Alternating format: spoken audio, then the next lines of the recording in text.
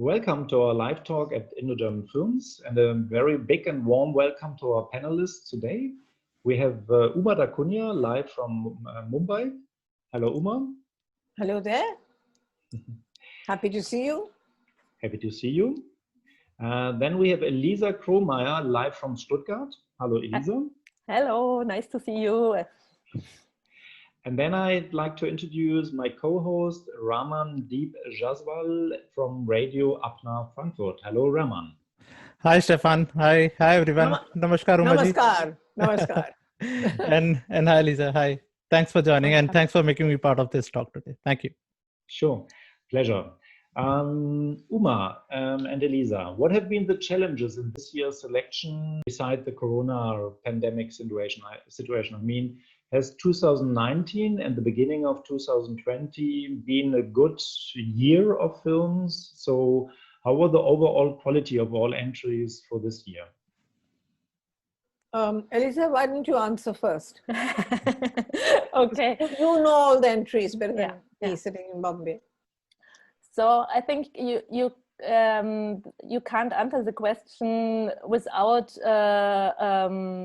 talking about Corona, because the festival 2019 is completely different to the online edition of 2020, because right in the beginning, in mid-March, when the lockdown as well in India as in Germany came, we, the festival here in Stuttgart, decided that we will have an online edition, because we have to have a festival, and this was the first solution. So, and it's completely different if you start to talking to the producer, to the filmmaker, if you want to screen the film offline at a cinema for 2 times 300 people, or if you like to screen the film during the festival online for Germany or for the whole world. So, and that was really, really a tough task for us. The films, they were really, really good films, but to get and to convince the filmmaker to get their films for our festival was the longest and most challenging part of this year's preparation. Yeah. And Uma, how do you feel about the films, the entries for this year? So at least the ones who have chosen? Well, I think it's a strong year, one of the strongest we've had. Looking at the 5 films, they're all top quality, in my opinion. And very polished, very well made. I think they're of international standard. This is not always the case. I don't know whether Elisa agrees with me, but I think it's a very, very fine list of films. I think the output this year has been good, as far as films are concerned generally. I don't know why that is. Perhaps it is the lockdown. Then you pay more attention. You have more time. You have to concentrate on what you're doing.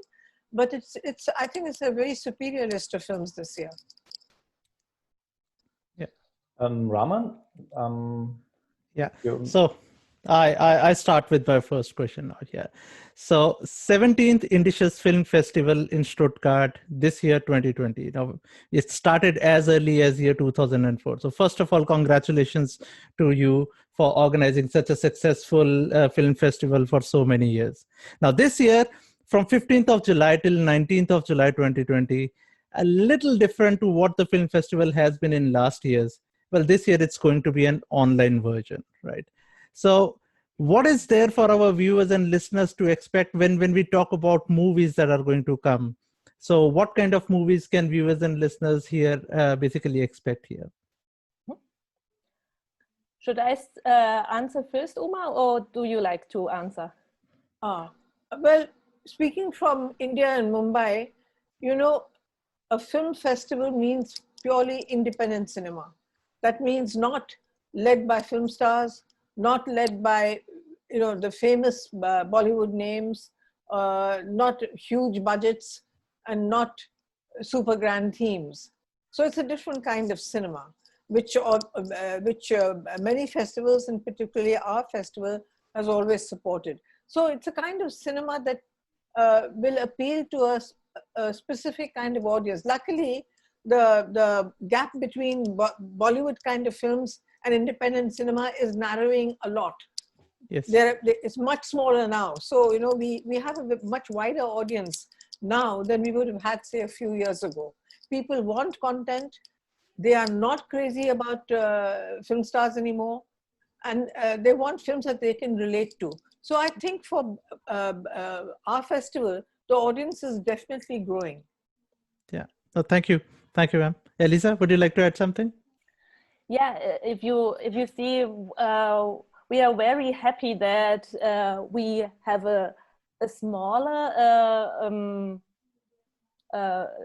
film program, but we have at least 5 feature films, great films. There are entertaining films as well as independent films. Films from the south of India is very strong this year. We have 2 documentaries, and we have a really good short film program. So the short film program, it's you can compare it with the program like last year. So we have around 20 short films, and all this together is our film program, what we will show the audience next week. Yeah, great. So we have films that are complete films. We have documentaries as well as we have short films. So a very nice mixture, I would say, for our viewers and listeners to look forward to. So starting on 15th of July this year till 19th of July, right? Mm-hmm. Yeah. Yes. Thank you. So with that, I give back to Stefan. Yeah, just go on with your next question. Then I come after. Okay. So let's now talk about the first opening film, Ib Ale-oo, from Pratik Vats, a satire film that has a lot to do with monkeys, right? So the question is, what would you like to tell our viewers and listeners? Like, what made you select this movie? What is so special about it? What I liked most of this film was that it's a great mixture. So it's called a feature film, but you have all these documentary elements in it. You have a real monkey repeller. You can see jobs I never heard before. I wasn't aware that there is a job called monkey repeller in India. So, and I can imagine that most of the Indians didn't know it as well. I liked also that it's a fantastic mixture where also the sound is very important, with great actors, and which shows that there's so many people and workers in India and they have no voice. So, and it's really difficult for them to find their space where they can live. Yeah. Umaji, would you like to add something? Yes, I think it's a wonderful film set in our capital city, in Delhi, with such a, the monkeys are really a Delhi problem. We don't have problems with monkeys in Bombay. There are too many people there. We have skyscrapers and all that. So Delhi is the place which is inflicted with monkeys. And I was brought up in Delhi. And I remember that they just wandered into your veranda. And, and they're very fierce. I'm not surprised that this poor monkey man was also afraid of the monkeys, because they can really bite you. They don't take any intrusion into what they're doing. So I really blend with the film very much about this poor man who, in his job, and how difficult and uninteresting in a way it is, to be chasing monkeys all the time. Yes. It has a lovely sense of capturing Delhi, and it is set in that area of British Raj, that whole area of Luton's Delhi, with those stately buildings, and that's where it is happening. This poor man's job to prevent these monkeys coming in. And I love this contrast of grand Luton's Delhi and this poor little monkey man with his problems, trying so hard with this terrible job. I love the irony and the social setting of the film. Yeah. No, definitely raises a lot of interest after listening to both of you, that this is a movie to actually look forward to. And all I can say, because I come from India, I mean, India is a vast country and there are so many different sides to it. And I think this is one typical thing that one can experience from an Indian culture, what kind of problems exist there and how those problems are being solved. So definitely something to look forward to. Yeah, thank you very much here. So back to Stefan. Yeah, when I have been to Delhi, I remember that they tried to steal fruits from the fruit stands, you know, and the fruit, The monkeys. the monkeys, and the servants or the people who want to sell the fruits, they always had to take care that they couldn't reach the fruits. That was very funny. What But other if I may films? interrupt here, see, we worship monkeys. Exactly. Hanuman is a big god. So these monkeys come and they maraud our homes and they take our, we are not supposed to hurt them because they are considered divine, you know, in some way. So it's such an irony. On the one hand, we hate them because they come and they're crude and they're violent and they're wicked and they, you know, they grin at you whenever they do something. And yet we are supposed to keep quiet and take it. We are not supposed to hit them or, you know, beat them or anything. Yeah. So you can't hit them, but you have to protect yourself. So that's the line you have to walk, and it's a difficult line to walk. I can absolutely. Yeah, Stefan. Yeah, Uma and Elisa, what other feature films did you select, and what would you like to share about the films you have selected, and why did you select them? Quite honestly, I you know, this is some time ago, and I do not remember the entire selection. Elisa can go ahead. Elisa can. Yeah. So if we come to the South Indian films, so we have one film called Kumbalangi Nights. It's a film about. 1 minute, Elisa, you were talking about the entire selection. What was submitted, or only this selection? No, only the selection, only the 4 other feature. I'm sorry, films. I thought you asked about. No. The question is for the audience, you know, because the question is what they can expect and they can from be these happy. Specific 5 films. Yes. Yeah. Then I can answer. Then what? I thought you were asking about the overall. No. So tell me your question again. Okay, Uma, what can we expect from this year's festival edition? So what films did you select in the feature film besides the film we just spoke about? Well, I think it's as I said, I think this is a selection that is one of the best. Each film, I think, has an extremely high standard, and the subjects are different. They vary from, you know, their style and the way of making. I don't know whether any of them has a major star. They're not star-driven as far as I can see. They're content-driven, which makes it really valuable. But I don't know, now it's too far gone for me to remember the films, all the films, and the 5 that we have selected. I think this is more for Elisa to talk about. So, yes, the films we have selected is, one of them is Kumbalangi Nights. It's a South Indian film, which is a love story. These are 4 brothers, and one of them wants to marry a girl, but the family, so you know, in India, the family decides with the arranged marriages, and this should be a love marriage. And now is the question, will they find each other or not? Because some problems are coming there. A second film is called Ujara Rice. It's from Manu Ashokan, and it's a typical story, a typical film for our Stuttgart audience, because it's about a girl and her dream to become a pilot. And then she broke her relationship with her friend, her boyfriend, and gets an acid attack. And how can she survive, and what is a dream now? And this is really a strong message, and but in an entertaining way to follow this story.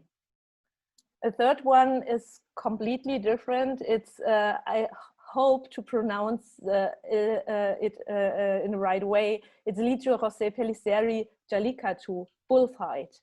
And I think, Uma, I would invite you to tell something about this film, but because I remember your words when we talked about this film, about this greed of humans, and you present it in such a nice way. Maybe you can add some words for this film. Well, I hope I live up to my reputation there. Anyway, Jallikattu is a remarkable film, and I think Cameron Bailey invited it immediately after seeing it to TIFF.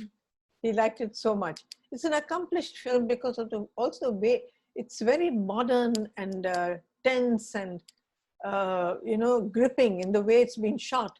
And the film is just about a crowd of people who are then go into a crazy frenzy to capture this bull. And it is all because it shows that even human beings are really inside, we are animals. You just touch a nerve in that area and we become as frenzied as animals. They themselves become bulls, chasing this one bull. It becomes their total aim in life to capture this bull, kill it and eat it. So it's an allegory on life, on how we may say that we are superior, that we are great human beings, but inside all of us, there is a savage animal somewhere. Yeah, and last but not least, it's a film called A Holy Conspiracy von Scheibel Mitras. And this is a film about an important topic of India's society at the moment, isn't it, Uma? Yes, it is. It's a kind of a political allegory, I think, that almost everything that we do now has a political, self-seeking angle to it. That's why it's called, everything is a conspiracy that is being put on human beings by the government, by commercial outfits, by everybody, to gain what they can in practical terms, whether it's votes, whether it's anything that is of importance at that time.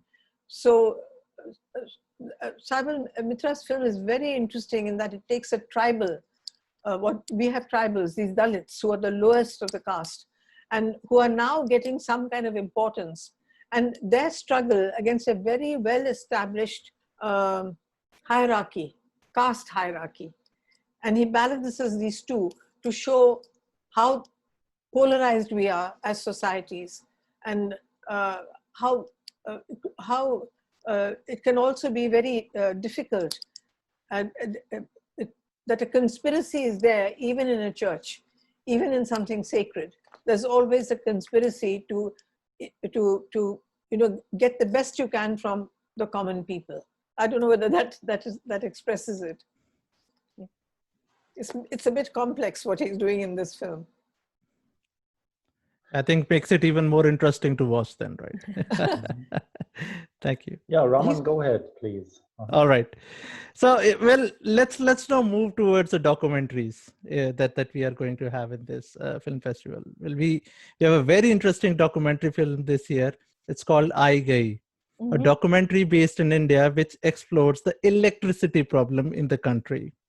Well, this raises a very valid question too. Is electricity a basic right? Or is it a commercial commodity that one has to earn basically? Now, would you like to say something more about the documentary films at Film Festival, and especially about the film I Gai? Yeah. I think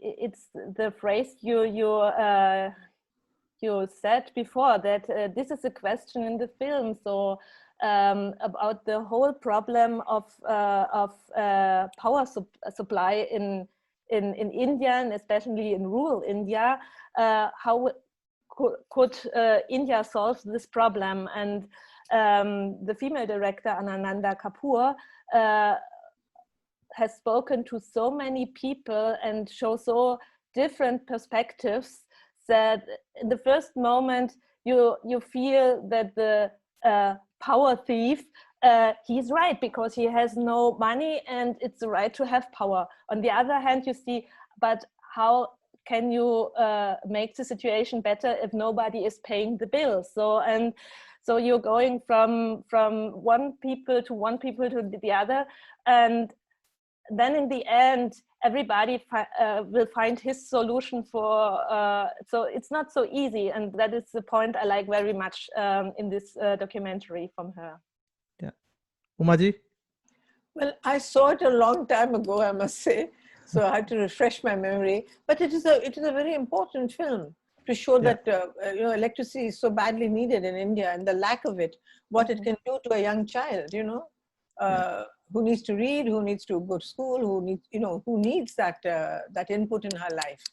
Yeah. So it's an important film about the lack of something that many parts of India face.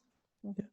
No, I'll be very honest. When I read the description of this documentary film, I always believed, well, we always had like basic necessities. We need clothes, we need food, we need water, we need air.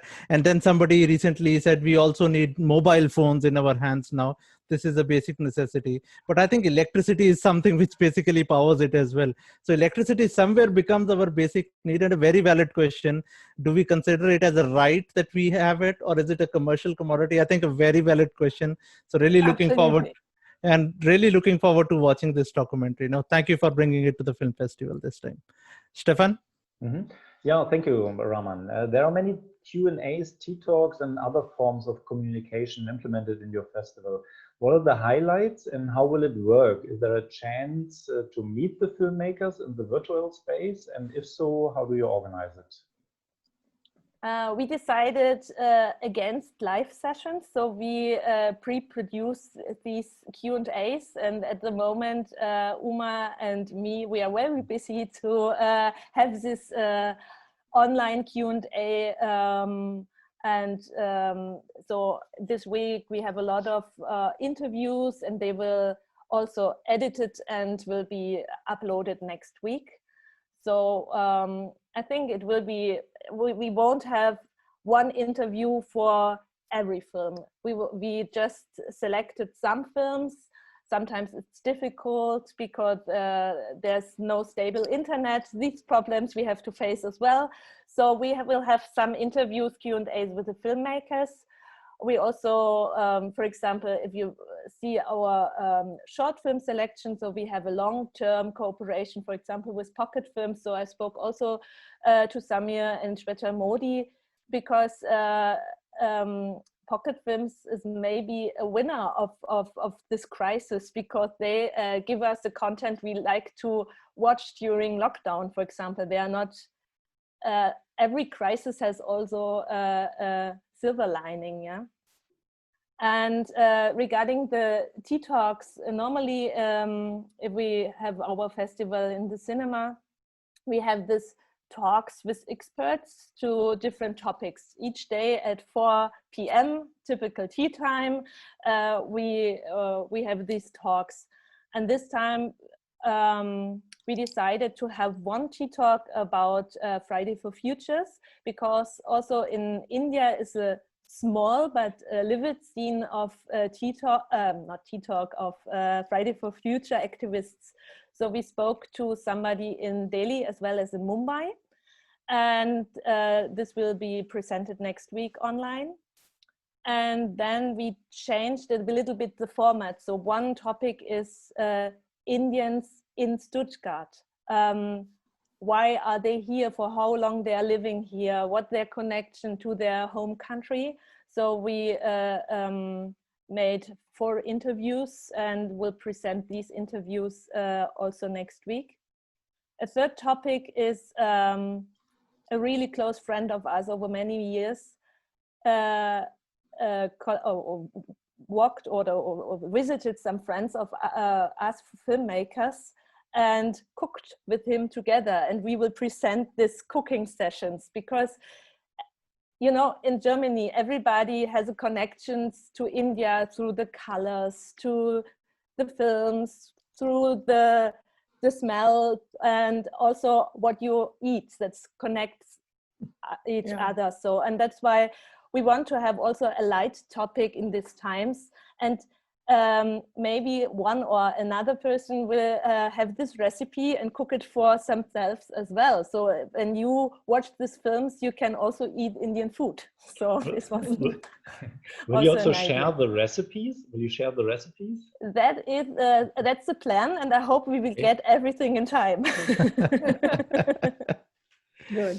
So the Germans and the Indians in Germany can also then be inspired and cook and serve the meals together with the films, maybe then. Yes, yes, that was the plan. Raman. Yeah. I mean, when it comes to meals from India, I can say India is so vast and different regions having different specialities. So it's definitely interesting also for Indians to look forward to that session. Yeah. So I'm already looking forward to it. Well, with that, I'll move on to my next question. So let's move towards the category of short films now. Mm-hmm. Yeah. So there are very interesting short films that are lined up for this film festival. But one film that really caught my attention is Frayed Lines. Mm-hmm. It is based on 2018 CAA and NRC Act passed by the current government. I mean, it has been discussed a lot in India.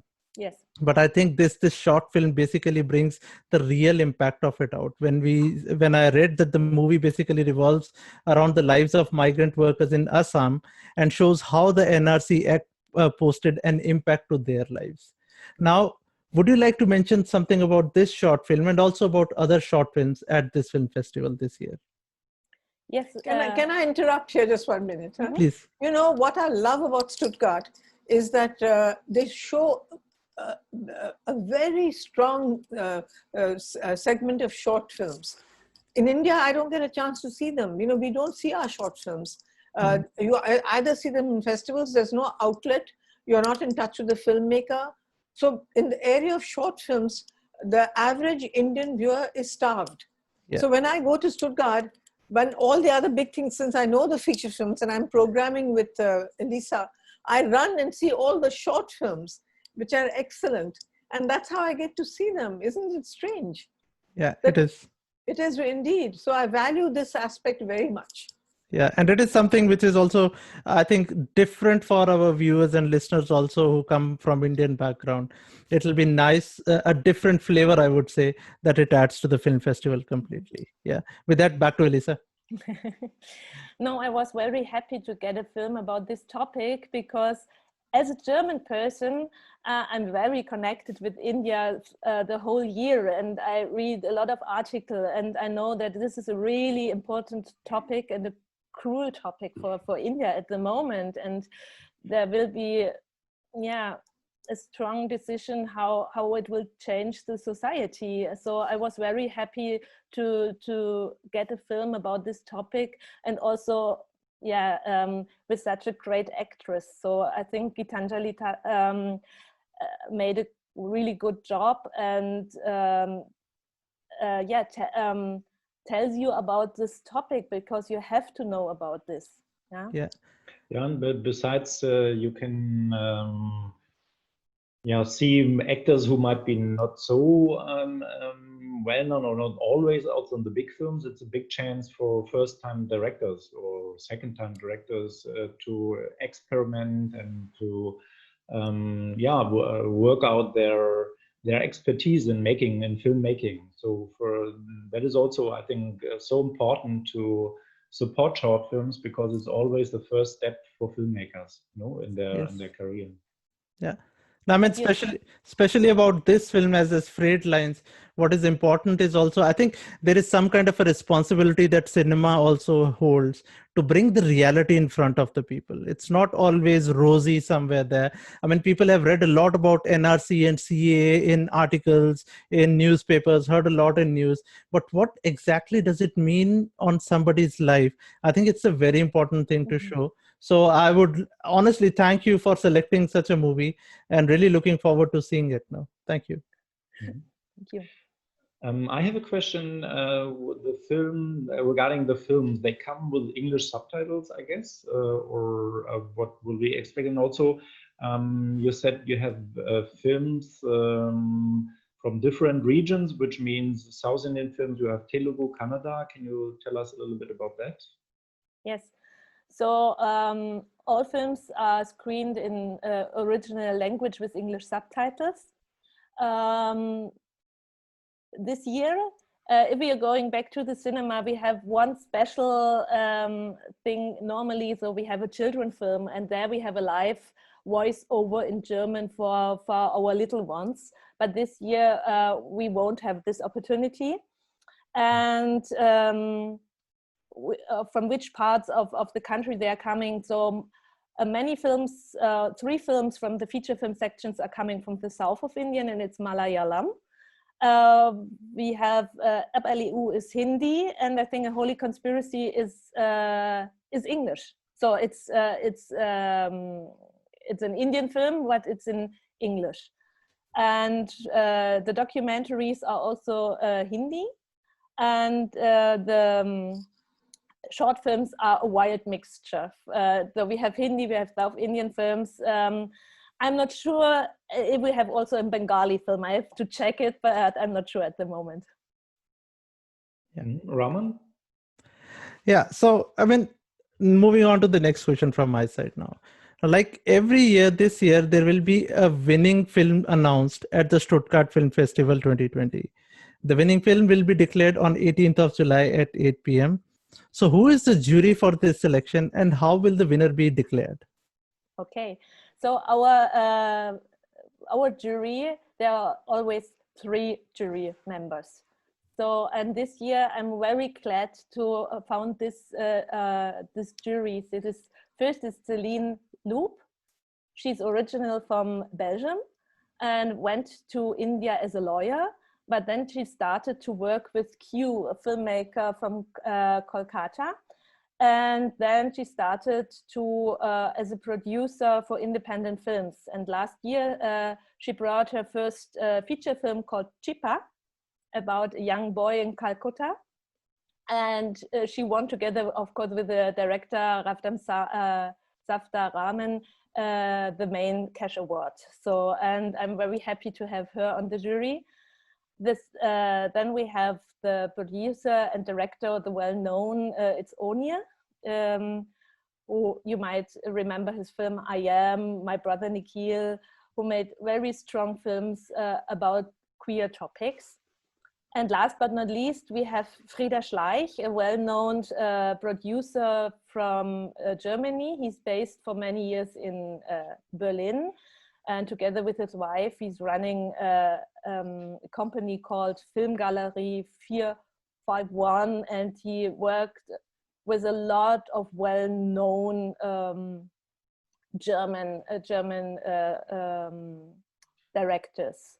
For example, Schlingensief, one of them. So, and they 3 decided on the winner. So, and as I said before, last week we had the chance to have a studio here in Stuttgart. So we pre-produced the award ceremony. So it's like a puzzle. So from each winner, you need the decision of the jury, the jury statement. You need a scene of the film. You need a video from the filmmaker who a thank you video. So, and we are collecting it at the moment, and we will put it together. And on Saturday, the 18th of July at 8 p.m., we will upload the closing ceremony, and you will know who the winner will be. So because it's not only the German Star of India in the category of feature film, we have also another award called the Director's Vision Award. We have the best short film, and the most important award is the Audience Award. So we found a solution that every person who is watching the films can vote for the film. So there will be also the Audience Award this year. Yeah, that sounds fantastic. But how do you manage then with the German Star of India? So lips are sealed for everybody, or how does it work? Okay.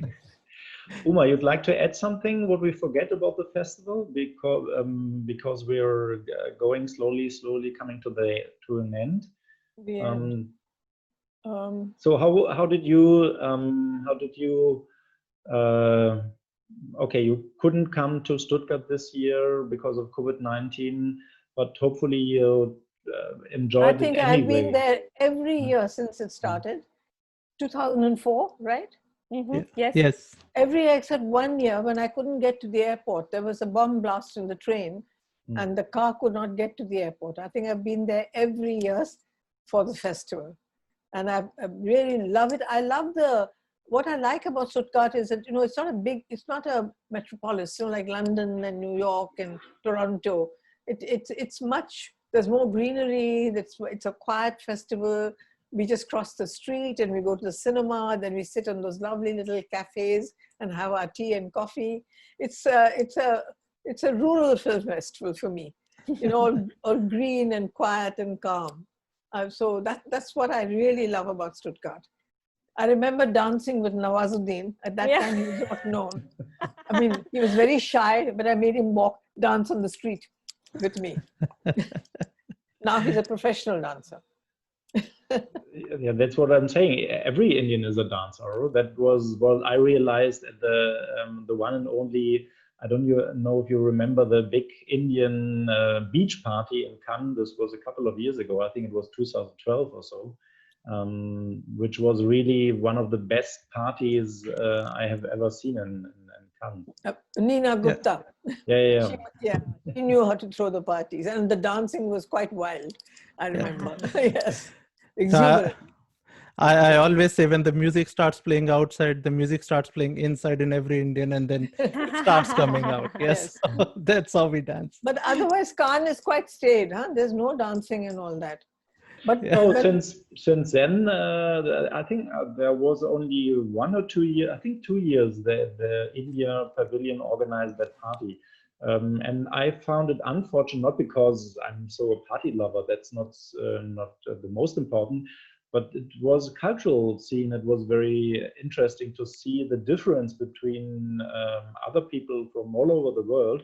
Because, you know, in Germany, for example, if you start a party and you start with the music, so in the first 10 minutes, half an hour, maybe even 1 hour, you will see nobody on the dance floor. Yeah? So with the Indian party, you know, once the first song came in, you know, or the first line, you know, everybody rushed to the dance floor. And also the next thing, which is not usual for any European, is that from every age, you know, from people of all age groups went to the dance floors. And so the youngest until the most senior people rushed to the dance floor and danced. And it was so lovely to see that, because, you know, in Germany, first everybody is shy, and then maybe some young people come, and then the older they are too shy because they say, okay, I can't dance so much. No, in India, it's part of the culture. You know, you have to go to the dance floor. What means have to go, but you like to go. You want to go. Yes.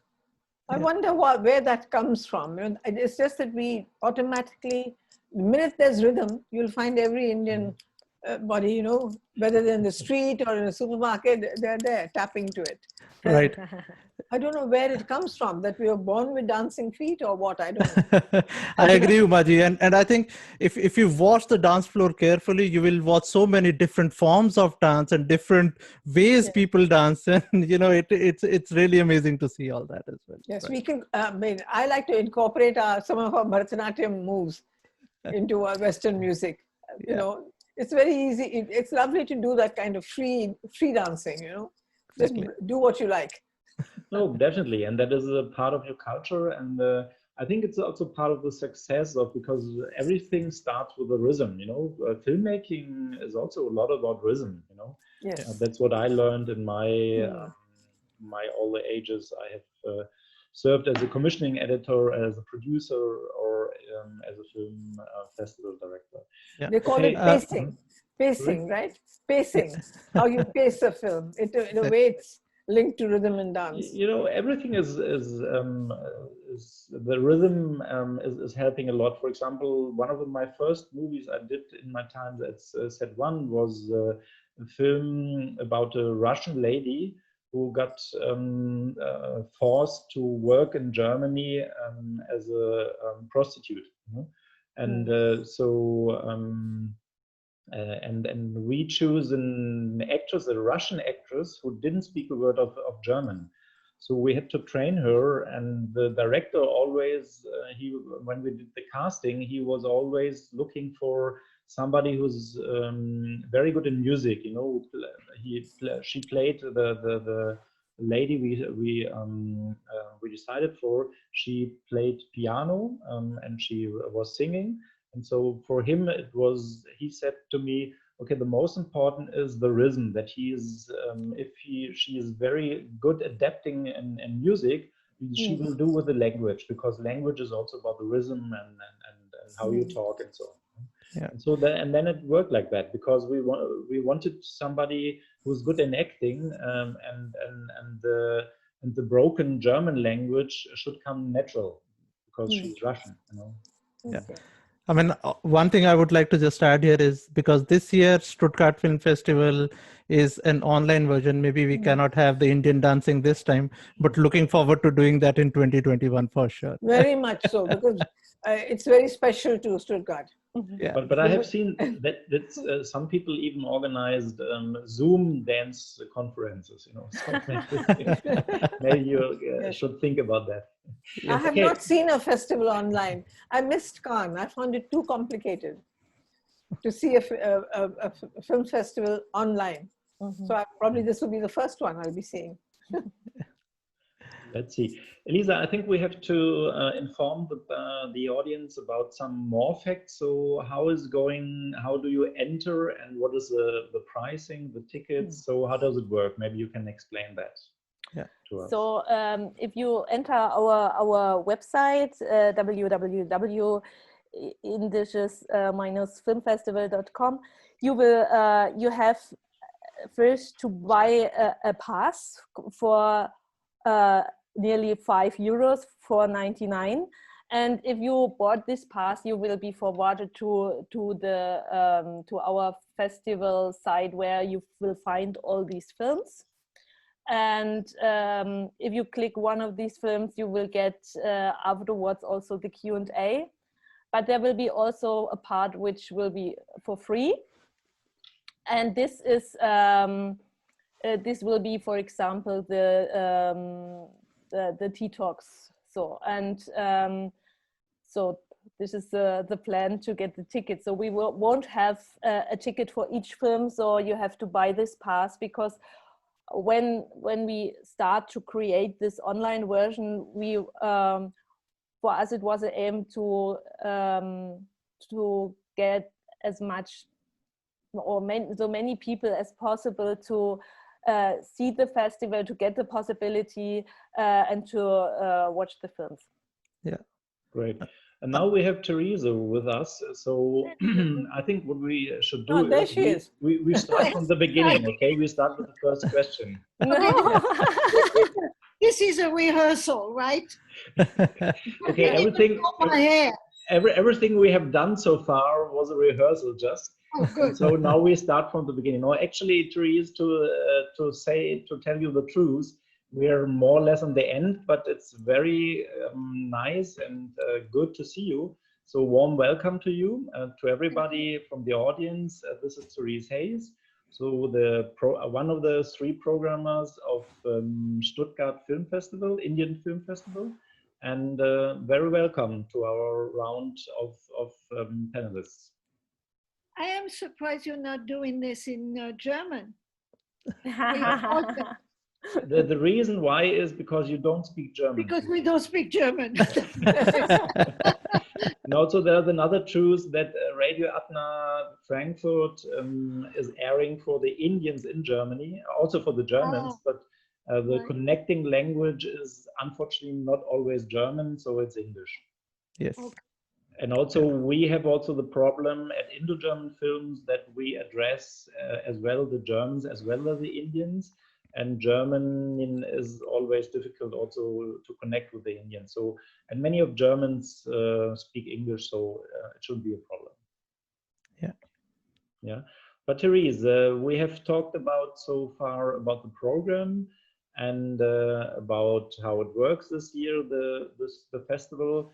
Maybe you want to add something about the selection. What is your favorite, for example, of this year's film selection for the Indian Film Festival in Stuttgart? Actually, I love Gombalangi Nights.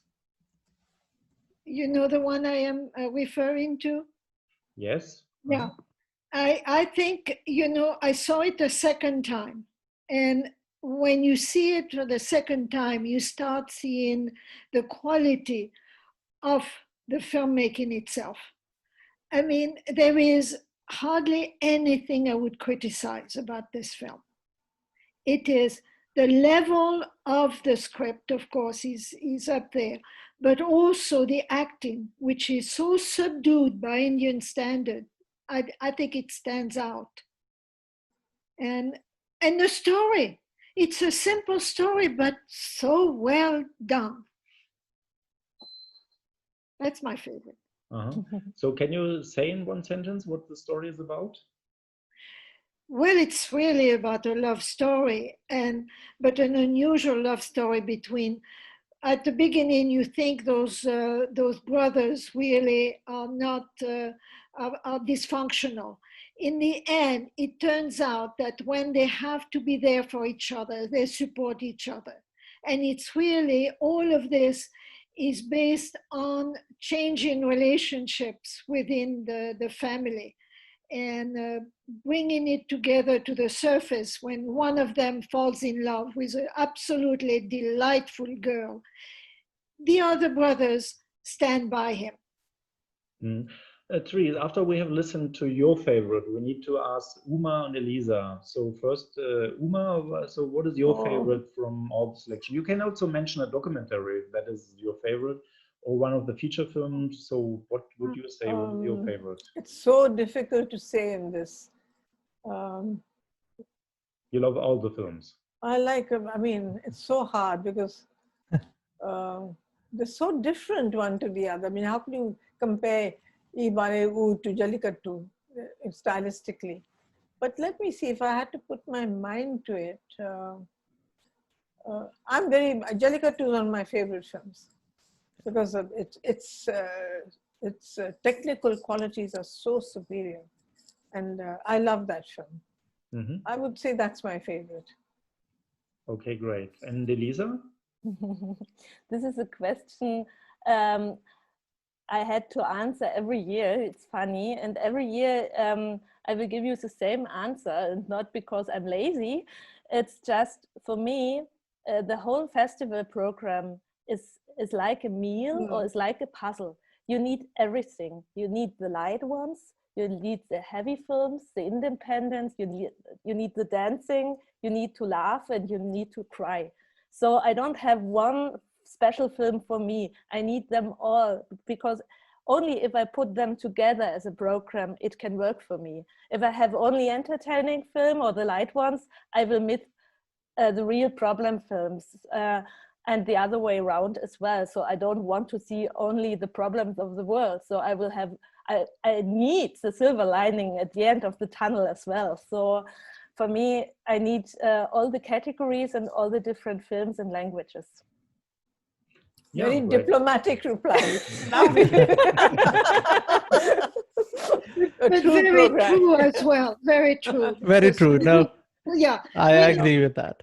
We also need entertainment. Yeah. But I think what's also different is in India, it's completely different. You haven't got, or you have no chance to have the distance. That is one point that is really, yeah. And the other thing is that we don't have this economic fear like in the US. So we have a good system, at least to be safe for half a year, even if you lose your job in Germany. So I think that's why we follow the rule better than other countries, because we don't have the fear what we will eat tomorrow. Yeah?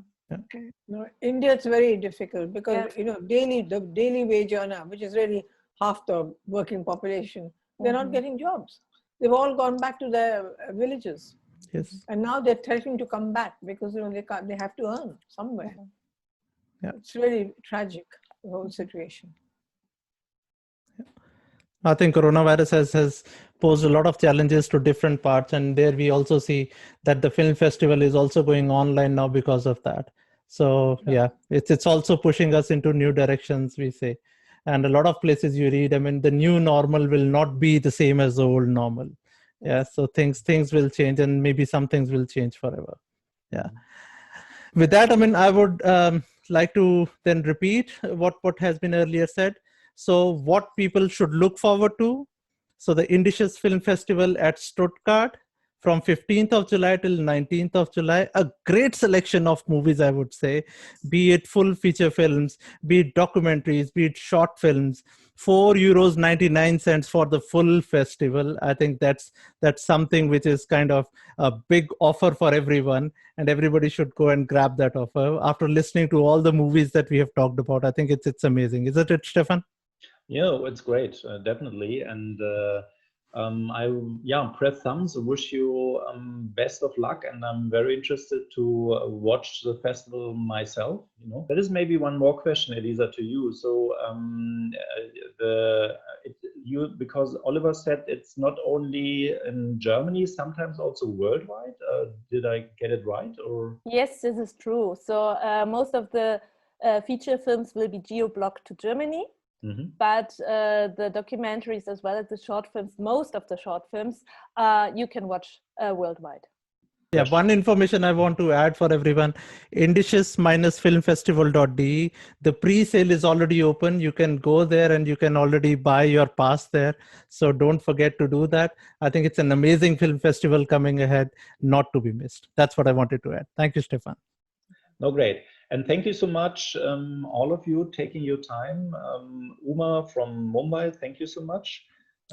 Therese from Palm Springs, thank you. And Elisa from Stuttgart, thank you so much.